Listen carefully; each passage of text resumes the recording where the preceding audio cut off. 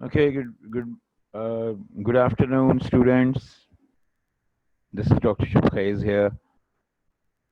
How are you doing, everybody of you, each and every one of you?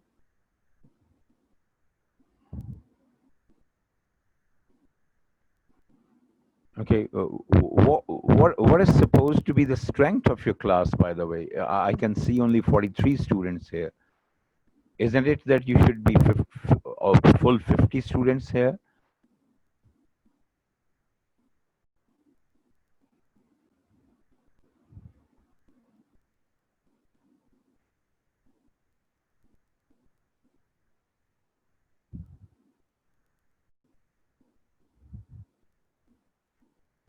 Okay, so you have a total of 45 students right now, not 50.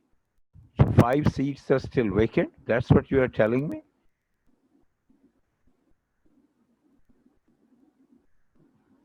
Okay, anyway, let it be like that. Okay, let's proceed our discussion on mechanics of pulmonary ventilation. So, pulmonary ventilation का मतलब ये है कि जो सांस हम अंदर लेते हैं और जो फिर हम सांस बाहर निकालते हैं, ठीक है, उसमें उसकी मैकेनिक्स क्या है, उसमें क्या क्या चीज़ें इन्वॉल्व हैं, कौन से मसल्स इन्वॉल्व हैं, कौन सी स्ट्रक्चर्स इन्वॉल्व हैं, ठीक है। फिर थोड़ा सा हमें ये भी देखना है कि कितना वॉल्यूम हम क्वाइट रेस्पिरेशन में अंदर लेके जाते हैं, कितना वॉल्यूम हम डीप रेस्पिरेशन में अंदर लेके जा सकते हैं, कितना वॉल्यूम हम फोर्सफुली जब हम क्वाइट क्वाइट एक्सपिरेशन करते हैं तो कितना वॉल्यूम बाहर आता है, जब हम फोर्सफुल एक्सपिरेशन करते हैं तो कितना वॉल्यूम बाहर आता है, ठीक है। इसी तरह कुछ और फैक्टर्स हैं, जैसे कि लंग की जो है उसकी कंप्लायंस क्या है। हमने वैस्कुलर कंप्लायंस तो पढ़ी सर्कुलेशन में, तो लंग की भी एक कंप्लायंस है कि लंग जो है वो कितनी एयर को for a certain pressure change कितनी एक्स्ट्रा एयर को अकोमोडेट कर सकता है, ठीक है। ये भी एक हमारे टॉपिक हैं। तो ये कुछ ये चीज़ें हम आज ना इनको कुछ कवर करेंगे इंशाल्लाह, ठीक है। क्योंकि I am suppose to finish this chapter in 2 lectures, today's and tomorrow's, ठीक है। तो इसमें मुझे ये ख़त्म करना है, ठीक है। तो चलें, लेट्स स्टार्ट विद कि वेंटिलेशन है क्या। Movement of air into and out of the lungs, ठीक है, होती कैसे है ये यूजुअली। इसका जो एक बेसिक प्रिंसिपल है, चेंज होता है थोरेसिक कैविटी का वॉल्यूम और लंग का वॉल्यूम, ठीक है, ये चेंज होते हैं बेसिकली, ठीक है। अब वो क्या फोर्सेज हैं जो इनको चेंज करती हैं, वो क्या फोर्सेज हैं जो इसको रेजिस्ट करती हैं, ये भी आगे हम देखेंगे।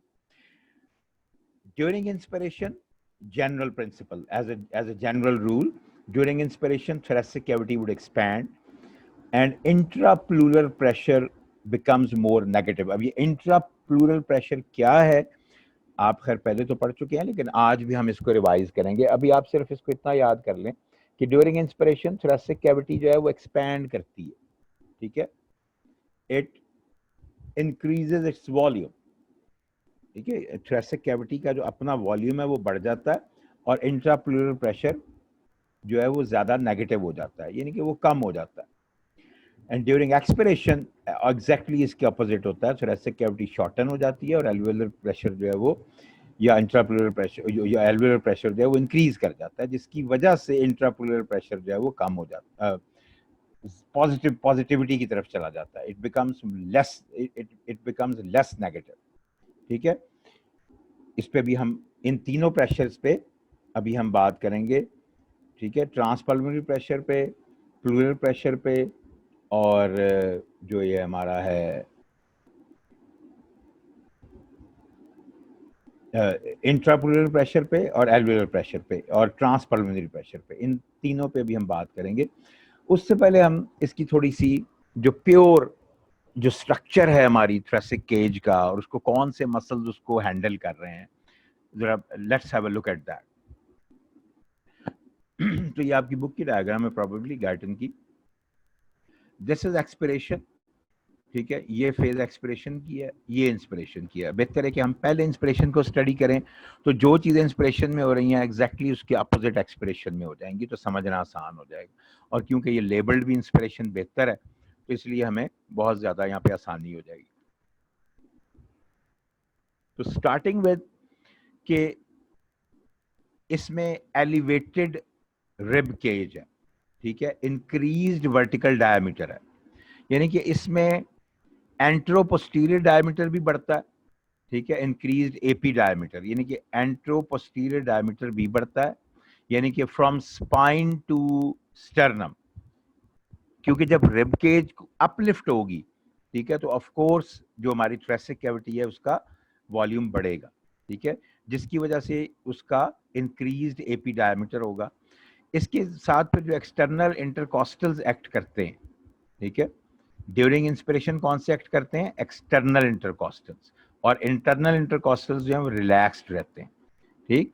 सो एक्सटर्नल इंटरकॉस्टल्स जो कॉन्ट्रैक्ट करते हैं तो ये अपवर्ड, ठीक है, एंड साइडवेज, ये साइडवेज भी लेके जाते हैं थोरेसिक कैविटी को, यानी कि इसका मतलब ये हुआ कि जो हमारी थोरेसिक कैविटी है उसका एंट्रोपोस्टीरियर डायमीटर भी बढ़ता है और लैटरल डायमीटर भी बढ़ता है, ठीक है, और वर्टिकल डायमीटर भी बढ़ता है, यानी कि ये तीनों डायमीटर्स जो हैं इसके वो बढ़ रहे हैं, ठीक। एंट्रोपोस्टीरियर डायमीटर भी, वर्टिकल डायमीटर भी और लैटरल डायमीटर, ठीक है, ये तीनों डायमीटर्स इसके बढ़ रहे हैं, ठीक है।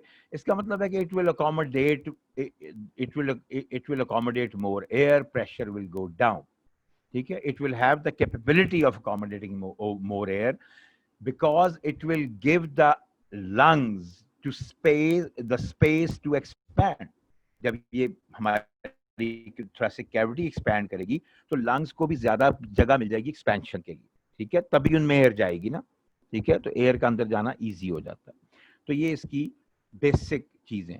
अच्छा, अभी इसको छोड़ दो, ये हम इस पे बात जाएंगे, पहले हम मसल्स स्टडी कर लेते हैं। मसल्स ऑफ क्वाइट इंस्पिरेशन, जब हम क्वाइट इंस्पिरेशन करते हैं, जैसे हम एक रेस्ट पे बैठे हैं, कोई प्रॉब्लम नहीं है, डिजीज नहीं है, हम भाग दौड़ नहीं कर रहे, ठीक है, तो मसल्स ऑफ क्वाइट इंस्पिरेशन कौन कौन से हैं? डायफ्राम है, एक्सटर्नल इंटरकॉस्टल्स है, ठीक है, एक्सटर्नल इंटरकॉस्टल्स तो अभी मैंने आपको बताया, ठीक है। डायफ्राम जो है इसकी नर्व सप्लाई है वो C3 C4 C5 है। जब ये कॉन्ट्रैक्ट करता है तो डायफ्राम ड्यूरिंग इंस्पिरेशन जो है ये कॉन्ट्रैक्ट करता है और इसका डिसेंट होता है by 1.5 centimetre in quiet breathing and 7 to 10 centimetre in forceful inspiration, यानी कि जब हम क्वाइट इंस्पिरेशन करते हैं तो जब ये कॉन्ट्रैक्ट करता है डायफ्राम तो इट डिसेंड्स बाय 1.5 सेंटीमीटर, यानी कि नीचे चला जाता है, यानी कि अगेन जो हमारे थोरेसिक कैविटी है उसके वॉल्यूम को बढ़ाता है, ठीक है, उसके एंट्रोपोस्टीरियर डायमीटर, उसके सॉरी वर्टिकल डायमीटर को बढ़ाता है, ठीक है। अच्छा, तो इसका जो रोल है क्वाइट इंस्पिरेशन में वो 60 to 75% है, यानी कि 60 to 75% of quite inspiration depends upon the activity of the diaphragm, ठीक है। एक तो ये बात होगी। एक्सटर्नल इंटरकॉस्टल मसल्स जो हैं इन पे 25 to 40% of the remaining inspiration activity जो है वो इस पे डिपेंड करती है, एक्सटर्नल इंटरकॉस्टल्स। अब ये जो एक्सटर्नल इंटरकॉस्टल्स हैं इनकी दो तरह की मूवमेंट है, ठीक है, इनकी दो तरह की मूवमेंट है। मैंने अभी आपको क्या बताया कि इनके एक्शन से क्या होता है कि ये एंट्रोपोस्टीरियर डायमीटर भी बढ़ाते हैं और ट्रांसवर्स डायमीटर या लैटरल डायमीटर भी बढ़ाते हैं, ठीक है। अब उसके लिए दो मैकेनिज्म्स हैं। एंट्रोपोस्टीरियर डायमीटर बढ़ाने के लिए जो मैकेनिज्म है उसको कहा जाता है पंप हैंडल मूवमेंट। इसमें दो टाइप्स की मूवमेंट इसमें होती हैं एक्सटर्नल इंटरकॉस्टल मसल्स में, ठीक है। पंप हैंडल मूवमेंट में क्या होता है? Sternum moves forwards, ribs moving up and away from the spine, so anteroposterior diameter जो है वो बढ़ जाता है, ठीक है। थोरेसिक कैविटी का एंट्रोपोस्टीरियर डायमीटर जो है it increases. Now bucket handle movement में क्या होता है कि रिब्स मूविंग आउटवर्ड, ठीक है, उसमें रिब्स क्या थी?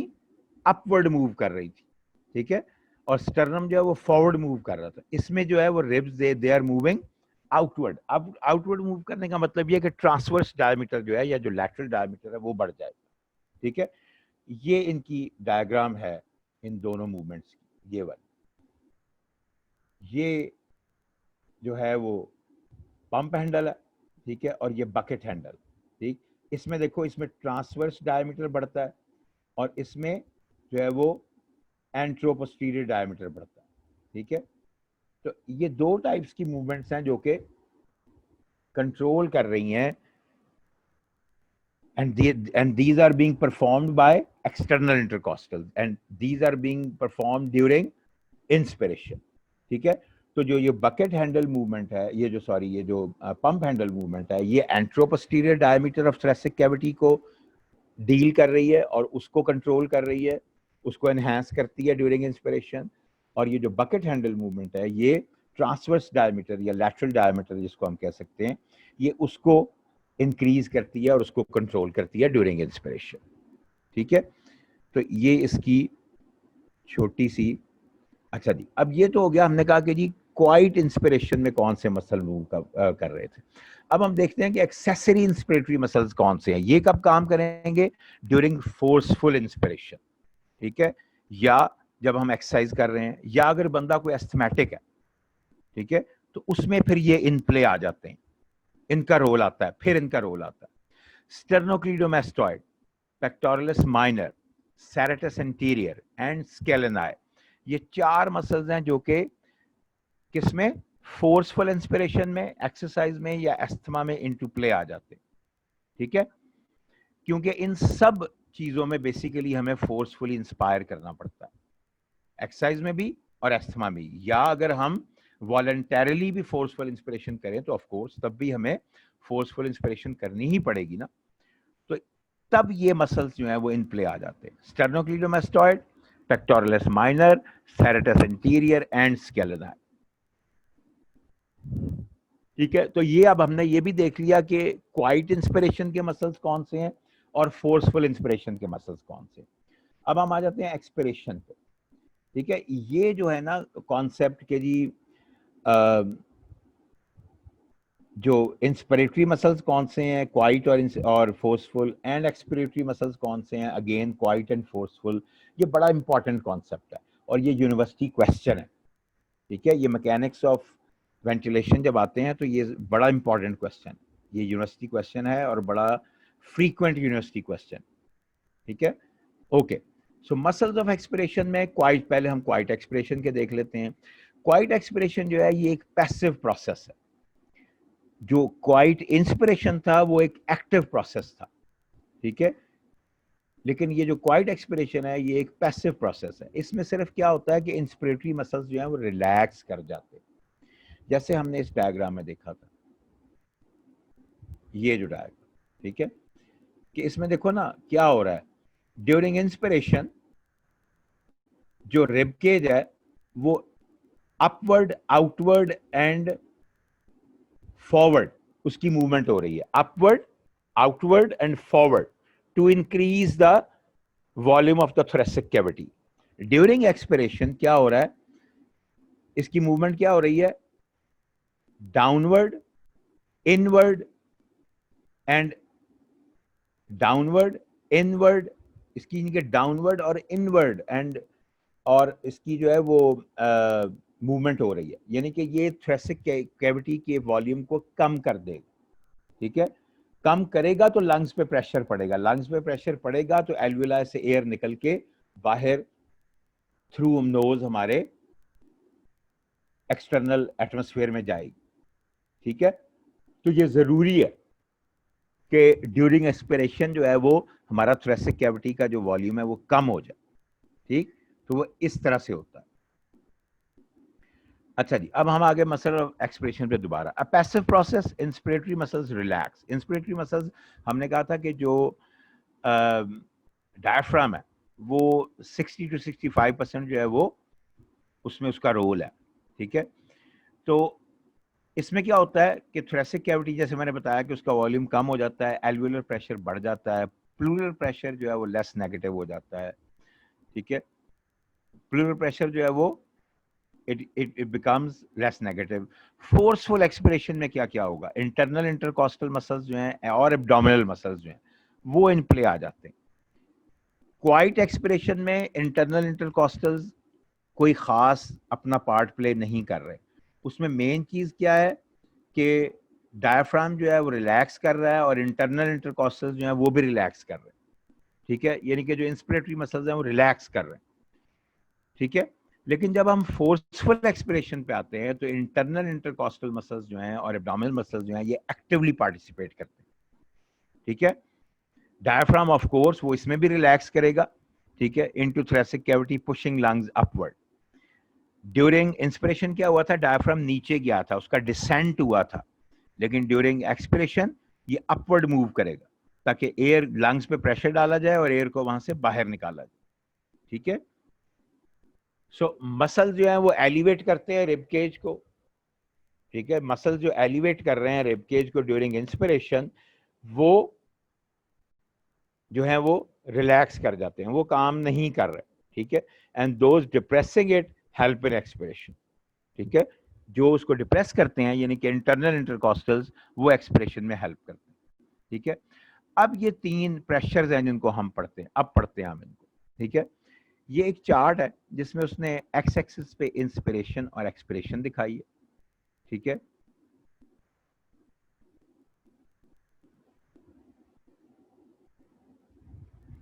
ठीक हो गया। एक्स एक्सिस पे उसने इंस्पिरेशन और एक्सपिरेशन दिखाई है। ये इंस्पिरेशन, ये एक्सपिरेशन, ये एक्स एक्सिस पे। वाई एक्सिस पे उसने प्रेशर दिखाया है और वॉल्यूम दिखाया है। वॉल्यूम, प्रेशर दिखाया है इन सेंटीमीटर्स ऑफ वाटर में, वॉल्यूम दिखाया है उसने इन लीटर्स। ठीक है। वॉल्यूम चेंज उसने दिखाई है लीटर्स में। ठीक। अब देखें इसको, हमने यहाँ इस पे 3 ग्राफ्स हैं, 3 कर्व्स हैं। ठीक है। एक ये कर्व है जिसको कि उसने प्लूरल प्रेशर बताया है। एक ये कर्व है, क्या हुआ,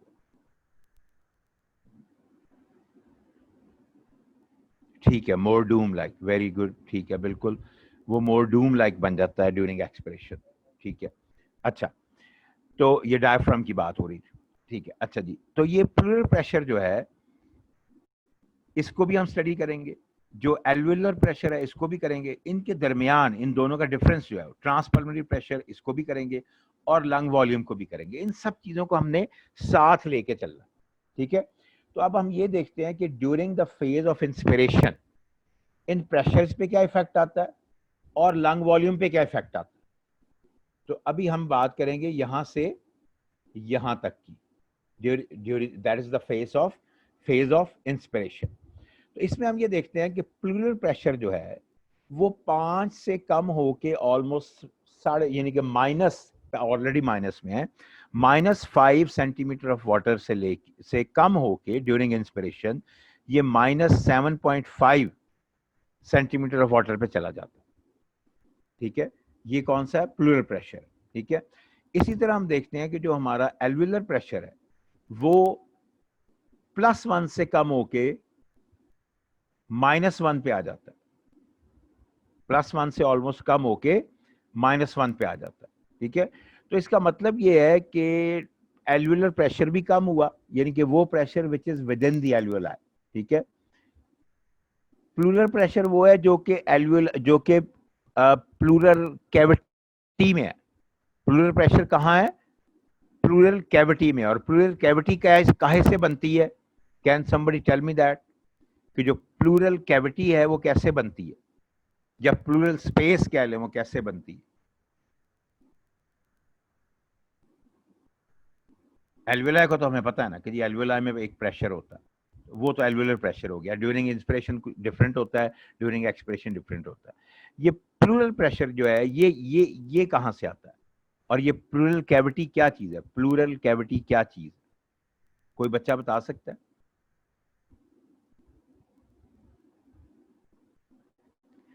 प्लूरल मेम्ब्रेन, वेरी गुड। और अराउंड लंग्स, बिल्कुल ठीक है। एक तो हो गई प्लूरल मेम्ब्रेन। अब ये 2 मेम्ब्रेन हैं जिसके दरमियान में कैविटी बनती है। हाँ, डबल मेम्ब्रेन है। ठीक है। इसका एक पोर्शन जो है वो लंग से आता है और एक पोर्शन इसका जो है वो आई एम सॉरी बेटा, I am having a little bit of cough, तो सॉरी। और इसका एक पोर्शन जो है वो कहां से आता है, वो जो चेस्ट कैविटी का जो प्लूरा है वहां से आता है। ठीक है। So it's a double pleura जिसके दरमियान में ये कैविटी है।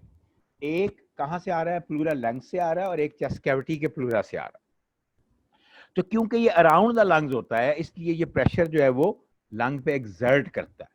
ठीक। अच्छा जी, अब हम देखते ये हैं कि एल्वियुलर प्रेशर जो है वो -1 से कितना हो गया, सॉरी +1 से ऑलमोस्ट -1 हो गया, ठीक है, ड्यूरिंग इंस्पिरेशन, ठीक है। और जो प्लूरल प्रेशर था वो -5 से -7.5 पे चला गया, ठीक है। तो इसका मतलब ये हुआ कि प्लूरल प्रेशर जो है वो एल्वियुलर प्रेशर की निस्बत ज्यादा कम हो जाता है, ठीक है, जिसकी वजह से ट्रांसपल्मोनरी प्रेशर बढ़ जाता है।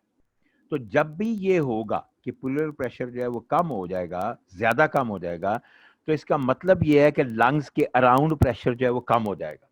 लंग्स के अराउंड प्रेशर कम क्यों होगा? क्योंकि उसके साथ साथ हमें पता है कि थोरेसिक कैविटी जो है वो उसका वॉल्यूम बढ़ता है, ठीक है।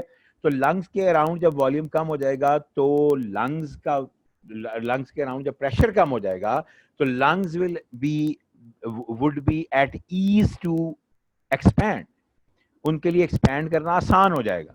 तो इसीलिए ड्यूरिंग इंस्पिरेशन इस प्रेशर चेंजेस की वजह से 0.5 लीटर्स ऑफ एयर जो है वो ड्यूरिंग इंस्पिरेशन लंग्स के अंदर चली जाती, ठीक है। तो ये तो हो गया हमारा इंस्पिरेशन का फेज। अब हम आते हैं एक्सपिरेशन की फेज।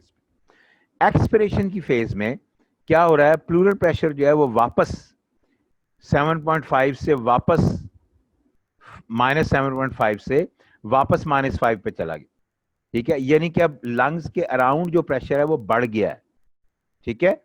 और एल्वियुलर प्रेशर जो है वो अगेन जो था ऑलमोस्ट +1 था, वहां से वो +2 पे चला गया, ठीक है, वो अराउंड +2 के चला गया, ठीक है। तो इसका मतलब है कि एल्वियुलर प्रेशर भी थोड़ा सा बढ़ा है, लेकिन प्लूरल प्रेशर जो है वो ज्यादा बढ़ गया, जिसकी वजह से ट्रांसपल्मोनरी प्रेशर जो है वो कम हो गया है। देखो ये एरो बढ़ा है ड्यूरिंग इंस्पिरेशन ट्रांसपल्मोनरी प्रेशर का, यानी कि difference between alveolar pressure and pleural pressure is transpulmonary pressure, ठीक है। तो ट्रांसपल्मोनरी प्रेशर जब भी बढ़ेगा, ठीक है, तो लंग्स एक्सपैंड करेंगे। ट्रांसपल्मोनरी प्रेशर जब भी कम होगा तो लंग्स जो है वो प्रेस होंगे और उनमें से एयर बाहर निकलेगी, ठीक है। तो ड्यूरिंग एक्सपिरेशन क्या हुआ, प्लूरल प्रेशर जो है वो वापस जो है वो लेस नेगेटिविटी की तरफ चला गया, एल्वियुलर प्रेशर जो है वो वापस जो है वो पॉजिटिविटी में चला गया, ठीक है। तो इसकी वजह से जो थोरेसिक कैविटी जो है हमारी उसमें प्रेशर बढ़ जाएगा। थोरेसिक कैविटी में प्रेशर बढ़ेगा तो वो प्रेशर एक्सर्ट होगा लंग्स पे, वो लंग्स पे एक्सर्ट होगा तो लंग्स के एल्वियोलाई जो हैं वो एयर को बाहर को रश करेंगे, ठीक है। सो दैट इज वाई जो है वो हम एक्सपायर करते हैं, इसी वजह से हम एक्सपिरेशन का प्रोसेस हमारे लंग्स में चलता है। तो ये थे 3 प्रेशर्स और उनका रोल और उनका रिलेशन वॉल्यूम के साथ। तो अब ड्यूरिंग एक्सपिरेशन देखो क्या हुआ, वो जो ड्यूरिंग इंस्पिरेशन वॉल्यूम आया था 0.5 लीटर्स का, ठीक है, वो ड्यूरिंग एक्सपिरेशन निकल गया लंग्स, ठीक है। तो ये इन 3 प्रेशर्स का रोल है या उसका इफेक्ट है ऑन इंस्पिरेशन एंड एक्सपिरेशन, ठीक है। ये अब आगे सारी डिटेल वही लिखी है जो मैंने आपको भी सारी उस डायग्राम से एक्सप्लेन कर दी, ठीक है। इसलिए इसको हम पढ़ने की अब दोबारा ज़रूरत नहीं है, ठीक है। ये alveolar pressure inside the alveoli होता है, ठीक है। तो ये goes down to -1 centimeter of water and allows the entrance of 0.5 liters of air। ये सारी बातें हम अब कर चुके हैं। ट्रांसपल्मोनरी प्रेशर क्या है, difference between alveolar and pleural pressure, ये भी हम कर चुके हैं, ठीक है। अच्छा, अब ये बड़ा इंपॉर्टेंट टॉपिक एक और आ गया, ये भी एक अच्छा यूनिवर्सिटी क्वेश्चन है। ये चैप्टर असल में सारे का सारा है ही बहुत इंपॉर्टेंट, ठीक है। तो इसीलिए इसको पढ़ना भी बड़े ध्यान से। अब आगे लंग कंप्लायंस, ठीक है। लंग कंप्लायंस का अगर हम उसको लेमैन्स लैंग्वेज में अगर हम उसको देखना चाहें तो हम ये कह सकते हैं कि जी लंग जो है वो एक यूनिट प्रेशर चेंज के लिए कितनी एक्स्ट्रा अमाउंट ऑफ एयर को अकोमोडेट करता है, ये कंप्लायंस, ठीक है, लंग कंप्लायंस। एक now expansion of lung for each unit increase in transpulmonary pressure is called the lung compliance. यानी कि ट्रांसपल्मोनरी प्रेशर में जितनी चेंज आएगी, ठीक है, वो कितनी ज्यादा एयर को लंग में अकोमोडेट होने देगा, ठीक है। दिस इज कंप्लायंस, ठीक है। Total compliance of both lungs together in the normal adult human averages about 200 milliliters of air for each centimeter of water change in transpulmonary pressure। यानी कि हम अगर दोनों लंग्स को कंसिडर करें और दोनों लंग्स को हम ऐसे कंसिडर करें कि उनके ऊपर थोरेसिक कैविटी का इफेक्ट नहीं है, थोरेसिक केज का इफेक्ट नहीं है, चेस्ट वॉल का इफेक्ट नहीं है, ठीक है। ये बात जरा थोड़ा यहाँ पे ध्यान से सुन लेना कि यहाँ पे जो हम बात कर रहे हैं 200 मिलीलीटर ऑफ एयर पर centimetre of water change in transpulmonary pressure, तो ये बात हम तब कर रहे हैं जबकि उसके ऊपर चेस्ट वॉल का इफेक्ट नहीं है।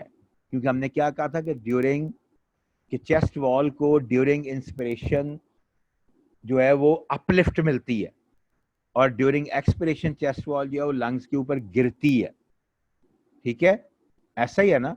तो इसका मतलब ये हुआ कि जो ड्यूरिंग इंस्पिरेशन कुछ फोर्सेस हैं जो कि लंग की कंप्लायंस को कम कर सकती हैं, अगर हम उसको कंसिडर करें कि जी लंग्स जब एक्सपैंड करते हैं तो उन्होंने साथ चेस्ट कैविटी को भी उठाना है और चेस्ट वॉल को भी उठाना है, ठीक है, जो थोरेसिक ऊपर केज है उसको भी उठाना है, ठीक है। तो इसका मतलब है कि लंग कंप्लायंस फिर कम हो जाएगी। तो इसलिए ये जो हम 200 मिलीलीटर ऑफ एयर पर centimetre of water change in transpulmonary pressure की बात कर रहे हैं, तो ये हम बात कर रहे हैं इन आइसोलेटेड लंग्स जिसमें कि ऊपर चेस्ट का प्रेशर, चेस्ट वॉल का प्रेशर नहीं है, ठीक है। So if transpulmonary pressure increases 1 centimeter of water, the lung volume after 10 to 20 seconds will expand 200 milliliters, ठीक है।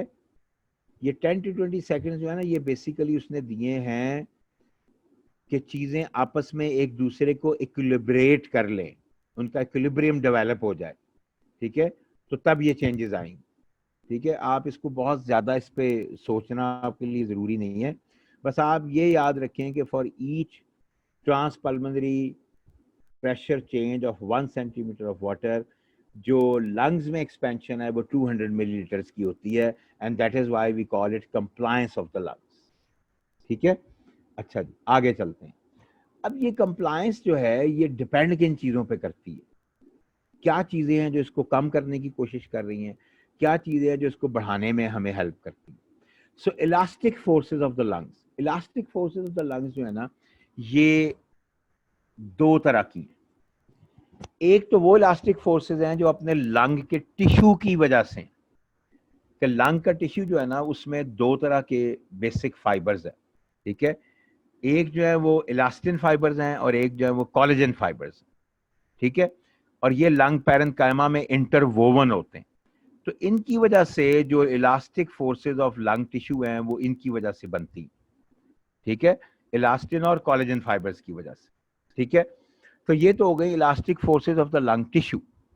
अब एक और इलास्टिक फोर्सेस हैं जिनको हम कहते हैं those are caused by the surface tension of the fluid that lines the inside walls of the alveoli and other lung air spaces, ठीक है।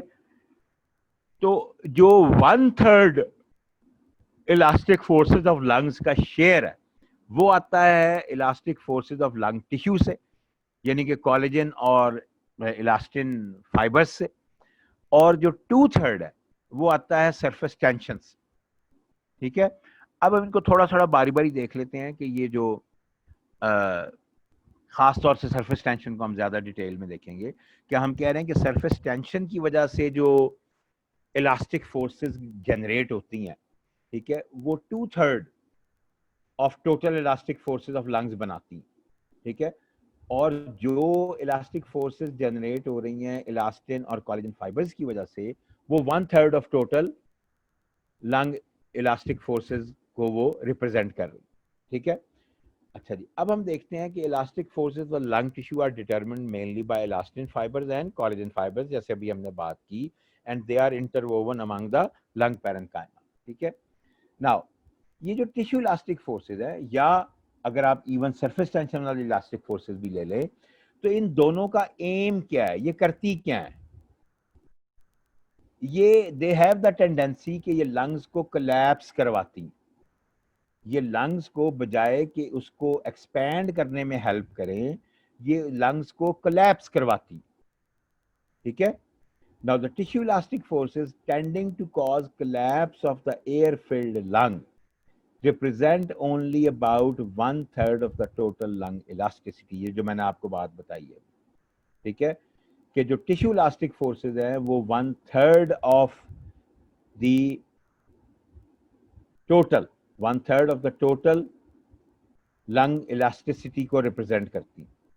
जो फ्लूइड एयर सरफेस टेंशन है, ठीक है, जो फ्लूइड एयर सरफेस टेंशन है, वो जो फोर्सेस जनरेट होती हैं जिसकी वजह से जो इलास्टिक फोर्सेस होती हैं in the alveoli, they represent the total of about जो 2/3 of the total lung elasticity. जो लंग इलास्टिसिटी है, जो लंग की जो कोलैप्सिंग एबिलिटी है, उसका 2/3 जो है वो इस सरफेस टेंशन की वजह से आता है। ठीक है। अब हमें देखना यह है कि ये पहले तो हम समझें कि सरफेस टेंशन होती क्या है, क्या होती है भी सरफेस टेंशन, कोई बच्चा बता सकता है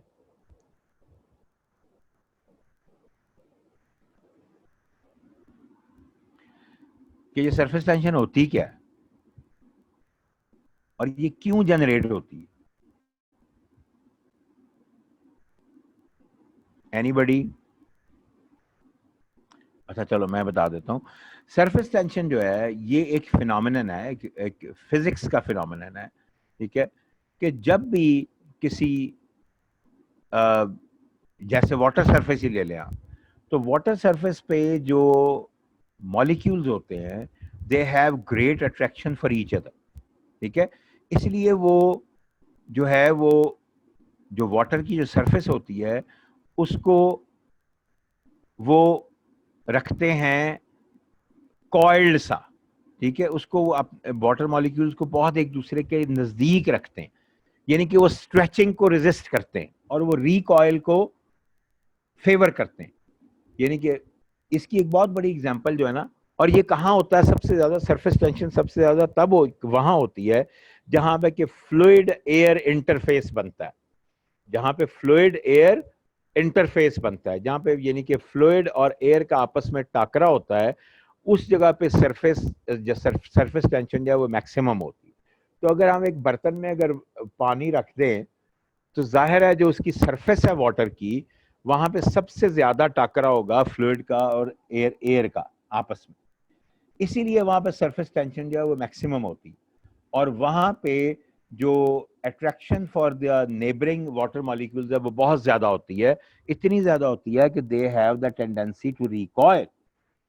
अच्छा, अब ये टेंडेंसी टू रिकॉइल का मतलब, मैं इसकी एक एग्जांपल अब आपको बताने लगा था पहले भी अब भी, कि बारिश में आपने देखा है ये जो रेन ड्रॉप्स हैं, ठीक है, ये ये जैसे ही ये मतलब निकलते हैं बादलों से और एयर के साथ इनका आता है, ये इन कांटेक्ट आते हैं, ठीक है, तो ये फौरन राउंड शेप में चले जाते हैं।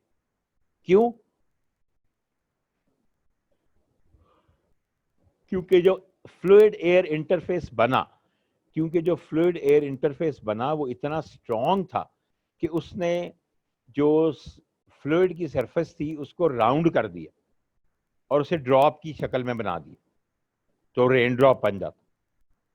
ठीक है, तो इसी तरह जो water lining interior of the alveoli है वो भी यही करता है। ठीक है, वो भी बिल्कुल ऐसे ही एक्ट करता है, to expel the air out so tend to collapse. ठीक है, तो जो वाटर लाइनिंग है इंटीरियर एल्वेलाई की, वो भी ऐसे ही बिहेव करती है। क्यों? ताकि एयर से, ताकि लंग से एयर को एक्सपेल किया जा सके और लंग्स में टेंडेंसी टू कोलैप्स आ जाए। ठीक है, तो ये हैं सरफेस टेंशन इलास्टिक फोर्सेस। ये उसने एक दिया डायग्राम, बड़ी अच्छी, ये आपकी बुक की नहीं है, ये कहीं नेट की डायग्राम है probably, but it's a good one, समझने के लिए बहुत अच्छी है कि सरफेस टेंशन करती क्या है। ठीक है, तो ये एक एल्वियोलस है। ठीक है, ये पूरा जो है एक एल्वियोलस है। अब इस एल्वियोलस में देखें कि जो H2O मॉलिक्यूल्स हैं, ठीक है, उनकी आपस में उनकी अट्रैक्शन है। अब वो अट्रैक्शन आपस में तो है, उसके साथ साथ वो इतना ज्यादा एक दूसरे को अट्रैक्ट कर रहे हैं कि they are exerting an inward force as well. ठीक है, एक इनवर्ड फोर्स भी लगा रहे हैं। तो ये इनवर्ड फोर्स जो है, this is basically the surface tension. ये सरफेस टेंशन की वजह से आ रही। ठीक है,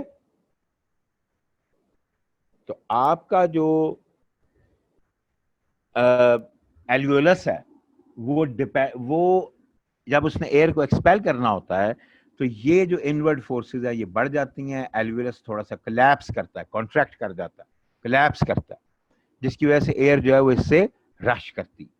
ठीक है, तो अच्छा जी, अब यहाँ पे एक और बात, यहाँ इसमें एक समझने वाली बात है इस डायग्राम में। ये डायग्राम बड़ी इंपॉर्टेंट डायग्राम है, इस डायग्राम को भी अब हम समझ लेते हैं। अगर आप, इसमें दो पार्ट्स हैं इस डायग्राम के। एक तो ये डायग्राम, ठीक है, कि उसने प्रेशर दिया हुआ है माइनस में, सॉरी उसने प्रेशर दिया हुआ है इन सेंटीमीटर्स ऑफ वाटर में, ठीक है, एक्स एक्सिस पे, और लंग वॉल्यूम चेंज दी हुई है ऑन वाई एक्सिस पे, ठीक है, इन लीटर्स। ठीक, अब यहाँ वो दिखा ये रहा है कि ये जो कर्व है, ये रेड कर्व जो है, this is the inspiratory curve. यहां तक, यहां से लेके यहां तक, ये this is the inspiratory curve. ठीक है, और यहां से लेके यहां तक जो है, from here up till here, ये एक्सपिरेटरी कर्व। ठीक है, इसको हमने पढ़ना ही ऐसे है, इंस्पिरेशन इधर, ये इंस्पिरेशन, और यहां पे एक्सपिरेशन। ठीक है, अच्छा, अब वो बताना क्या चाह रहा है? वो बताना ये चाह रहा है कि अगर नॉर्मल सारा कुछ हो, नॉर्मल सरफेस टेंशन हो, सब कुछ हो नॉर्मल, तो क्या होगा?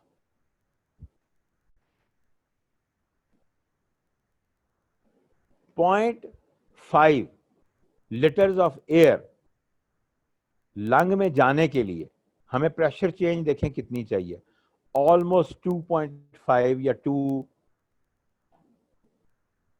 सेंटीमीटर ऑफ वाटर की।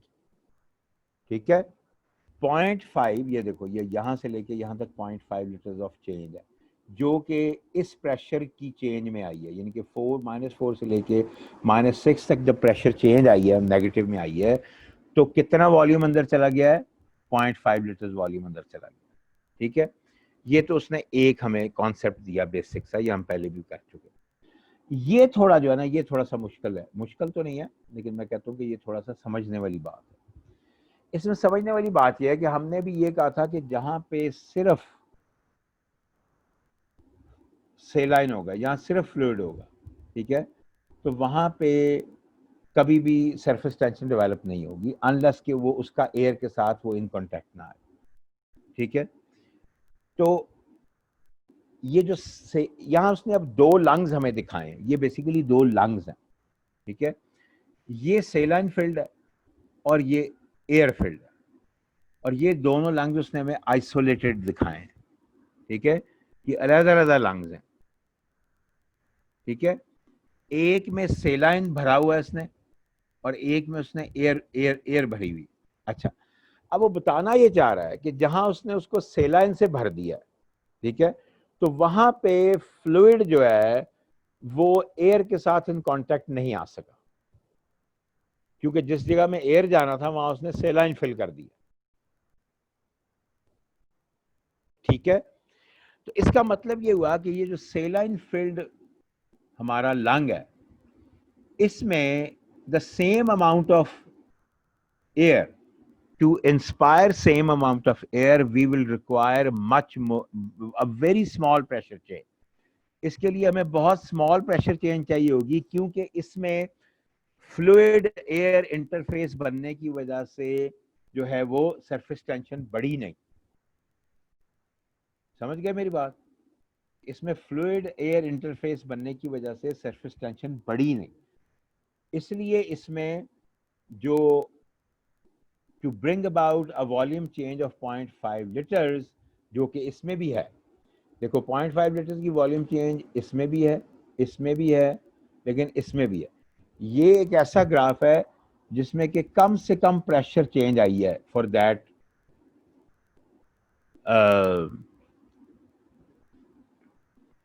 Amount of volume to be inspired. ठीक है, प्रेशर चेंज मिनिमम आई।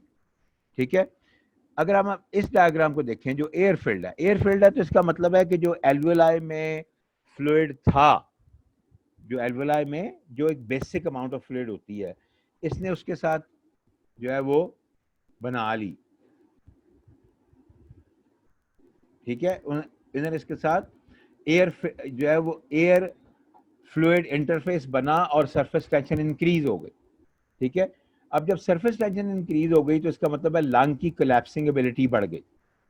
ठीक है, अब लंग की कैपेसिटिंग एबिलिटी जो उसकी है कोलैप्सिंग एबिलिटी, उसको टैकल करने के लिए, ठीक है, हमें ज्यादा प्रेशर चाहिए हो, तो ज्यादा प्रेशर चेंज चाहिए हो। तो वही हुआ यहाँ पे देखो तो यहाँ पे हार्डली आधे से पौने की चेंज है सारी। है देखो ऑलमोस्ट 1.75 से लेके तो तकरीबन शायद ही 2.5 तक गई है। ठीक है, ऑलमोस्ट 2.4 पे सेंटीमीटर ऑफ वाटर पे ये खत्म होगी। ठीक है, लेकिन इसका फायदा में क्या हुआ कि ये जो हमने ग्राफ पढ़ा है, इसका फायदा में ये हुआ कि जो तो है ऐसा एनवायरनमेंट जहां पे के सेलाइन फील्ड लंग्स जो हैं वो बन रहे हैं। ठीक है, यानी कि वहां पे एयर इंटरफेस लंग्स के साथ नहीं बन रही, उसके साथ अगर वो नहीं बन रही, ठीक है, अगर वो एयर इंटरफेस नहीं बन रही तो इसका मतलब है कि जो सरफेस टेंशन है बहुत कम होगी। सरफेस टेंशन कम होगी तो दवाई तो जो है वो जो है उसका हमें कम प्रेशर रिक्वायर्ड होगा for the same change in volume.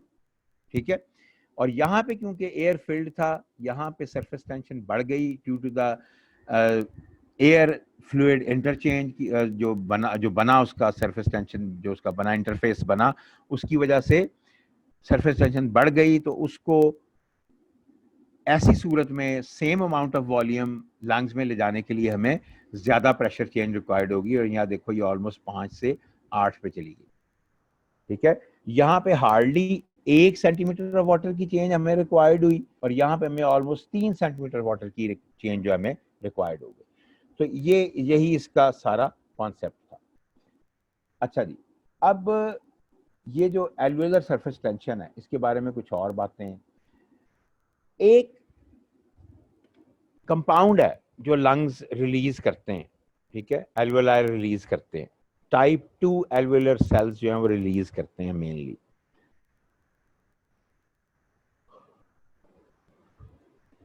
ये एक ऐसा कंपाउंड है जो कि सरफेस टेंशन को नेचुरली रिड्यूस करता है। ठीक है, और एल्वेलाई के पूरे कोलैप्स को ड्यूरिंग एक्सपिरेशन बचा लेता है। ठीक है, ये सिक्रीट कहां से होता है? सरफेक्टेंट इसका नाम। ये सिक्रीट कहां से होता है? ये सिक्रीट होता है जी टाइप 2 एल्वेलर सेल्स। ठीक है, कहीं और से नहीं, उसने अपने सेल्स, अपना नाम उसने जो जिसने भी इसको बनाया, जिसने भी इसको डिस्कवर किया सरफेक्टेंट को, तो उसने ये बताया कि ये जो है it is secreted by the alveolar type 2 cells and it prevents the full collapse of alveoli. ठीक है, ये उसको प्रिवेंट करता है। And it is composing of surfactant apoproteins. इसकी कंपोजिशन क्या है? इसकी कंपोजिशन है सरफेक्टेंट, उसमें यानी कि उसमें एपोप्रोटीन्स होती हैं, फॉस्फोलिपिड्स होते हैं, डाइपामेटॉयल फास्फेटिडिल कोलिन एक चीज है वो होती है, एंड कैल्शियम आयंस होते हैं। इनमें से जो सबसे ज्यादा सरफेस टेंशन को कम करने वाला चीज है दैट इज डाइपामेटॉयल फास्फेटिडिल कोलिन। ठीक है, ये जो है this is the component which reduces the surface tension most. ये सरफेस टेंशन को सबसे ज्यादा कम करता है। ठीक है, अच्छा, तो सरफेस टेंशन जो है it is inversely proportional to the concentration of surfactant, यानी कि सरफेक्टेंट जितना ज्यादा होगा सरफेक्टेंट जितना ज्यादा होगा उतनी ही जो सरफेस टेंशन है वो कम होगी। सरफेक्टेंट जितना कम होगा सरफेस टेंशन उतनी ही ज्यादा हो। ठीक है, तो अगर सरफेक्टेंट कम हो तो एल्वियोलर सरफेस टेंशन जो है वो 50 डाइन्स पर सेंटीमीटर स्क्वायर तक चली जाती है। विद सरफेक्टेंट यही इसी एल्वियोलाई में जो सरफेस टेंशन है वो 5 to 30 डाइन्स पर सेंटीमीटर स्क्वायर तक रह जाती है। और अगर हम प्योर वाटर ले लें जिसमें कि सरफेक्टेंट बिल्कुल है ही नहीं, ठीक है, तो सरफेस टेंशन जो है वो 70 डाइन्स पर सेंटीमीटर स्क्वायर तक चली जाती है। यानी कि जहां पे फ्लूइड एयर इंटरफेस बन जाएगा वहां पे ये बहुत ज्यादा हो जाएगी, वह 70 डाइन्स पर सेंटीमीटर स्क्वायर तक चली जाती है। ठीक है, तो ये सरफेस टेंशन का हमारा एक कॉन्सेप्ट था। अच्छा जी, लॉ ऑफ लैप्लेस भी कहते हैं इसको, आप लाप्लेस भी कह सकते हैं। ये वही जो हमने अभी आपको ये जो अभी हमने डायग्राम देखी ये वही, ये इसी को ही ये थोड़ा और एक्सप्लेन कर रही है। वो कह रहे हैं कि in a water bubble surface tension directed inward to the center. ये देखिए इसमें जितनी है ये एल्वियोलस, वाटर बबल नहीं है, लेकिन वाटर बबल में भी ऐसा ही इन्फेक्ट हो रहा होता है।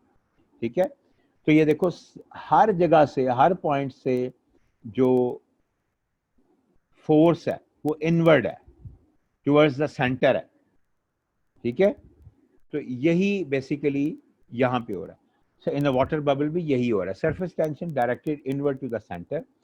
Pressure to reduce this force is expressed by law of Laplace. ठीक है, pressure to reduce this force is expressed by law of Laplace. Pressure required to keep an alveolus expanded against the inward force. हमने क्या कहा कि ये जितनी forces हैं, elastic forces हैं, ये सब लंग को रिकॉइल करवाती हैं। ठीक है, उसको कोलैप्स करवाना चाहती।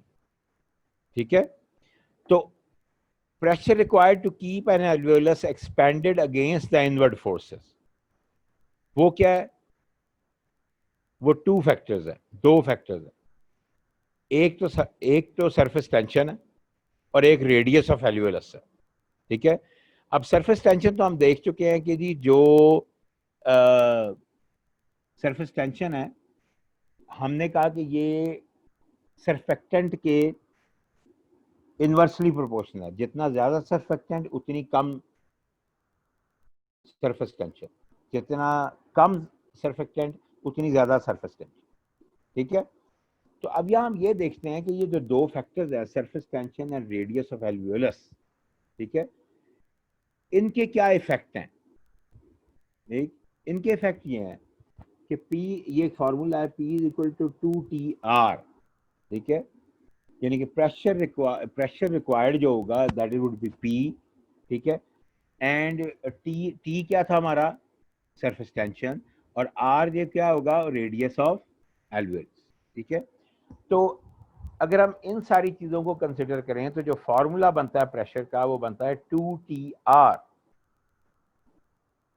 ठीक है, ये उसका फॉर्मूला बनता है। अच्छा,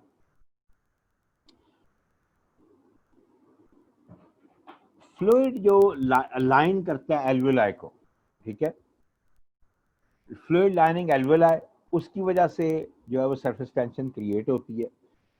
और ये जो सरफेस टेंशन है ये लंग के स्ट्रेच को रेजिस्ट करती है। मैंने आपको कहा था ना कि ये जो सरफेस टेंशन है ये लंग को कोलैप्स करना चाहती है। ठीक है, यानी कि नेचुरली लंग जो है वो कोलैप्स होना चाहते हैं हर वक्त। ये तो हमारे नेचर के दिए हुए बहुत अच्छे अच्छे सिस्टम है जिन्होंने कि लंग की कोलैप्स को भी तक रोका हुआ। ठीक है, नहीं तो ये लंग को, ये जो सरफेस टेंशन है इसकी तो कोशिश होती है कि लंग्स को कोलैप्स कर दिया। ठीक है, so the fluid lining alveoli, जो सरफेस टेंशन है वो क्रिएट होती है जब फ्लूइड लाइनिंग एल्वियोलाई की वजह से, and resistance to lung to stretch, और ये लंग को स्ट्रेच होने से रोकती है। ठीक है, यानी कि उसकी कंप्लायंस को कम करती है। The greater resistance greater work done. ठीक है, रेजिस्टेंस जितनी ज्यादा होगी काम उतना ज्यादा करना पड़ेगा। ठीक हो गया? तो इसका मतलब ये हुआ कि the greater the resistance greater the work done. जितनी ज्यादा रेजिस्टेंस को ओवरकम करना पड़ेगा उतना ज्यादा वर्क डन होगा। अब लॉ ऑफ लैप्लेस ये कहता है कि smaller alveoli have more resistance. ठीक है, बड़ी इंपॉर्टेंट बात है कि जो लॉ ऑफ लैप्लेस है वो ये स्टेट कर रहा है कि स्मॉलर एल्वेलाई जो है उनमें रेजिस्टेंस ज्यादा होती है। ठीक है, तो to equalise pressure in all alveoli, ठीक है, greater concentration of surfactant is in small alveoli. तो इसका मतलब ये हुआ कि अगर सिस्टम ने काम करना है, चाहे वो स्मॉल एल्वेलाई है चाहे बड़े एल्वेलाई, ठीक है, to equalise pressure in all alveoli, तमाम एल्वेलाई में प्रेशर्स को इक्वलाइज करने के लिए सर्फेक्टेंट की हमें ज्यादा जरूरत होगी। ठीक है, to equalise pressure in all alveoli, greater concentration of surfactant in smaller alveoli. ठीक है, यानी कि हमें जो एल्वेलाई है, ठीक है, उनको बचाने के लिए ग्रेटर कॉन्सेंट्रेशन ऑफ सर्फेक्टेंट दी जाती है ताकि वो प्रेशर को, ताकि वो सरफेस टेंशन को बिल्डअप ना हो। ठीक है, जितना ज़्यादा सर्फेक्टेंट होगा उतना ज़्यादा वो सरफेस टेंशन को बिल्डअप नहीं होगा। ठीक है, अगर सर्फेक्टेंट की डेफिशिएंसी हो जाए तो फिर respiratory distress syndrome in infants हो जाता है, और ये यूजुअली होता छोटे बच्चों में, बड़ा रेयर है बड़े बंदों में आने वाला। ठीक है, अच्छा, इसकी डेफिशिएंसी क्या है? Respiratory distress syndrome. ठीक है, इन इन्फेंट्स, ये एल्डरली में भी हो सकता है लेकिन इन्फेंट्स में ज्यादा कॉमन। ठीक है, अच्छा जी, सर्फेक्टेंट जो है, जो कि सरफेस टेंशन को कम करता है, ये रिलीज होता है around 30th month of intrauterine life, 28th month to be more exact. लेकिन चलो ठीक है, 28 से चाहे आप इसको 35 की रेंज में ले जाओ कि 28 वीक से लेके 35th वीक तक जो है वो pregnant women gives the secretion of surfactant. उसमें सर्फेक्टेंट जो है वो स्टार्ट हो जाता है फीटल सेल्स में, सर्फेक्टेंट की प्रोडक्शन स्टार्ट हो जाती है, लेकिन ये 28 वीक से पहले स्टार्ट नहीं होती। अच्छा जी, अब अगर सर्फेक्टेंट को हमने कहा कि जी सर्फेक्टेंट जो है वो 28 से 30 वीक, अगर एक 26 वीक के बच्चे को, 25 वीक के बच्चे को इंक्यूबेटर से निकाल दिया जाए,